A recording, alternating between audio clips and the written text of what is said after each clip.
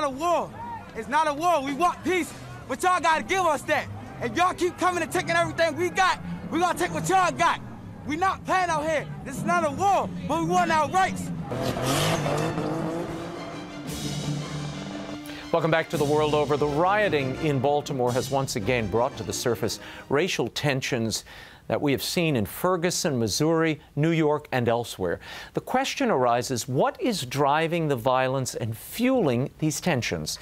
Some say it's economic inequities, but my next guest suggests it might be something deeper. He's a self-made businessman from New Orleans, a deacon who's preached around the globe, and founder of Hope and Purpose Ministries, Deacon Larry Oney. Deacon, welcome to the program. Thank you very much. Great to see you.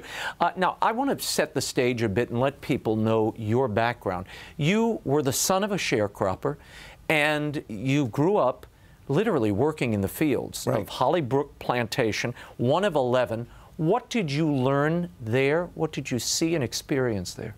That the price of cotton at 2 cents a pound was not a fair price. Yeah, I knew that. Say. But at a very young age, I did experience some of the struggles of poverty. 11 children, and my dad made $35 a week, which was not a lot of money, and my mom was in the fields like everybody else. I realized that working hard is one of the requirements to move forward. We worked very hard, but it was difficult for us to move forward. There were some forces at work that we couldn't overcome. Yeah, and I love the fact your mother takes you to Kenner, which is a New Orleans suburb. You leave where you were, you move to Kenner. What did you find in what was then billed as the Promised Land? Well, as you say, in the book, Amazing Grace, Overcoming Race, that I share my story about, the Promised Land wasn't so promising there. I mean, we had the same issues, a lot of issues with crime, some of the same problems, but emanating from a different viewpoint. So we didn't have a lot of work. Food was still very difficult to come by. So the city and even the suburbs have its own issues. And you encountered real racism there. I mean, you really hated white people at the time. I did. Tell us why and how you overcame that. Well, I like to think that I've overcome completely, but nobody ever overcomes. Maybe when we get to heaven, we'll be perfect in all things. But one thing that happened in my life that was really powerful, I did have a lot of bitterness and a lot of bias, if you will, and anger, frankly. But the thing that helped me to overcome, as I recall, one Thanksgiving, we didn't have any food, and this woman, who didn't look like me, came to our neighborhood, offered us food. And some people say, well, did food change your mind? It made me think about, I can't continue to hate all people that look different like me. It was a powerful moment in my life, and we still talk about that moment in our family now during Thanksgiving. It's a powerful time for us in our family. We are seeing racial tensions really ignited all over the country in a way that, frankly, in New Orleans, and people would think it would be otherwise, but in New Orleans, you don't see that kind of I guess, racial division or palpable hatred that I found in some other places, certainly in Baltimore and Detroit and other places. It's profound. Why do you think that is? Well, some people say that New Orleans, we're busy always. We call it the Big Easy. But I really think, though, that we live in very close quarters in New Orleans. You can go from St. Charles Avenue, as you know, Raymond, and go 2 blocks away, and you're in a situation where there's a lot of poverty. But if you go to the city, you'll see that the races work very close together. I want to be quick to say, we certainly still have our issues in New Orleans, but it seems that the kind of rioting that you've seen around the country, I think a lot of people would be very surprised if you saw it in New Orleans. I want to show this poll. This is a national poll of more than 1,000 people. 61% of Americans say race relations in the U.S. are bad. Now, what do you think is fueling all of this that we're seeing, the increase in tensions? That's a new high, by the way, and blacks and whites now are almost on a par with how they regard race relations, and they're seeing it as, in the majority, negative. Well, I'm no sociologist, but I think we have to deal with this reality.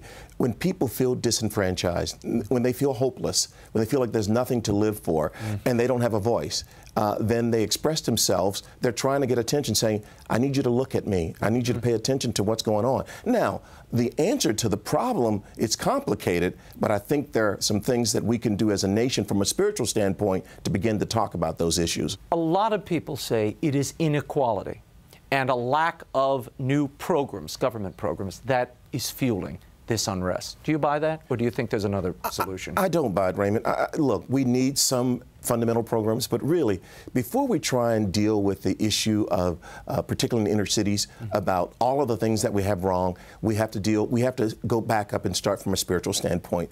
Because renewal in the cities has to start from the people's hearts being renewed, black and white and brown-skinned people. If we don't start from that basis, we're just going to be turning over dollars, and that's what we're doing. Yeah, there needs to be some infrastructure improvement, et cetera, but we have to start from a spiritual standpoint. To change the hearts of people. Absolutely. And their lives. I want to play something for you. This drew my attention this week. President Obama launched his Brothers Keepers Alliance. Okay, this is a group that was founded to help disadvantaged youth and has already attracted millions in corporate support. After meeting a young man without a father, the president had this to say. I grew up without a dad. I grew up lost sometimes in a drift, not having a sense of a clear path. And the only difference between me and a lot of the other young men in this neighborhood and all across the country is that I grew up in an environment that was a little more forgiving. 72% of black children are born to an unwed mother today. How do you deal with this epidemic of fatherlessness in the black community? And not only the black community, it's moving across all communities today. Well, you're absolutely right. Those numbers are moving now. The white community is catching up to what's happening in the black community. But it really speaks to a deeper societal problem that we don't respect the idea of marriage, and one of the underpinnings of our society is the sustainability and the desire for families to be intact. When that breaks down, we're going to have some of the problems we have in the black community and the white community. It's really a national problem. Yeah. It's a spiritual problem. It's a deep one. Now, you have been, and I can't say yet which diocese, but a major diocese has called upon you and Hope and Purpose Ministries to initiate a program of inner city renewal. This is a plan, and when you told me about this, it's something that really could be replicated in other dioceses.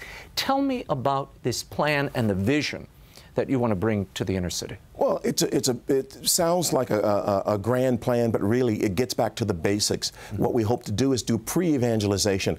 Raymond, I really believe that one of the things that we have to do is to be involved with people before we try and evangelize them. What does it mean, pre-evangelization? That is, get to know you. We can't make disciples until we make a friend. We have to get to know people, know what their problems, what their struggles are. So this particular diocese is very interested in what Hope and Purpose Ministries is trying to do in terms of getting in the community, doing the pre-evangelization, trying to get people together, finding out what's going on, and then rallying them, and hopefully that energy and that enthusiasm will touch the whole community, not just the black community or the Latino community, but the whole of the community. We have to start. The church has to go out of the church into the highways and byways, into the streets. There can be no revitalization of cities until there's a spiritual revitalization. It's scriptural. We see when our Jewish brothers and sisters went back to build the temple and build the city, they were praying and worshiping their God, and they were working. It requires both. No, that's the foundation. I want to play a bite from you. This is Captain Ronald Johnson of the Missouri State Highway Patrol. Now, he spoke at a gathering in Boston just this past week, and he addressed how the clergy were the instigators of calm in Ferguson. Listen to this. I think you'll agree. Well, I tell you, the early days of Ferguson, a lot of the clergy came out. A lot of people of faith came out and tried to talk to the protesters. The protesters would not hear it. And I can tell you by the end, the strongest voice that I say that brought calm to Ferguson was the clergy and those of faith that came out and ministered to the citizens of St. Louis. And then they would listen when the law enforcement voice or the superintendent voice of the school could not calm the crowd. The faith of God did, and so continue to do that, and I think that is what is going to continue to drive us to be better. Sounds like your plan. He's right on it. He's got it. We can't expect that we can change a nation and the hearts of a nation and the people of a nation by simply having more programs. We have to deal with we have to deal with the messy business of people's lives and try and raise them up. Now, you told me about this earlier, this messy business. You are daily involved in this messy business. And look, you've got a company that's got offices all over the country. You've got plenty to do. You've got your own family. Yet you're taking time, you're ministering to prisoners, working one-on-one with people in the communities that you're now penetrating outside of New Orleans.